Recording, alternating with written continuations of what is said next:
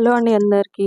టమాటా వంకాయ పచ్చడి ఎలా తయారు చేసుకోవాలో చూద్దాం. ఇప్పుడు ఇడ్లీ, దోశ, చపాతీలోకి, రైస్‌లోకి దేనికైనా యూజ్ చేసుకోవచ్చు. దేనికైనా దేంట్లో అయినా తినొచ్చు, బాగుంటుంది. సో, ఇప్పుడు చిన్న ఒక ప్యాన్ తీసుకొని దాంట్లో కొంచెం మెంతులు, కొంచెం కందిపప్పు, శనగపప్పు కూడా ఉంటే వేసుకోవచ్చు. కొన్ని ఆవాలు అట్లనే లో ఫ్లేమ్‌లో సన్నని మంట మీద వేయించుకొని తీసి పక్కకు పెట్టుకోవాలి. అదే ప్యాన్‌లో కొన్ని వంకాయలు, సరిపోయిన వంకాయలను సన్నగా కోసుకొని దాంట్లో వేయించుకోవాలి. అట్లాగే 4 టమాటాలు కట్ చేసుకొని, 4 పచ్చళ్ళు కట్ చేసుకొని వేసుకుంటున్నా నేను.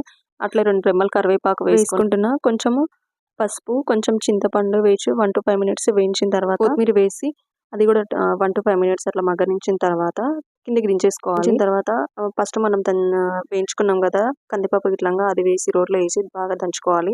అట్లాగే 2-3 వెల్లిపాయలు కూడా వేసుకొని టమాటా వంకాయలు మనం నూనెలో మగ్గించుకున్నాం కదా, అది కూడా వేసుకొని మెత్తగా రుబ్బుకోవాలి. తర్వాత వేరే దాంట్లో పోసి వేసుకొని దీంట్లో కలిపేసుకోవడం, అంతే. టమాటా వంకాయ రోటి పచ్చడి. Like and subscribe.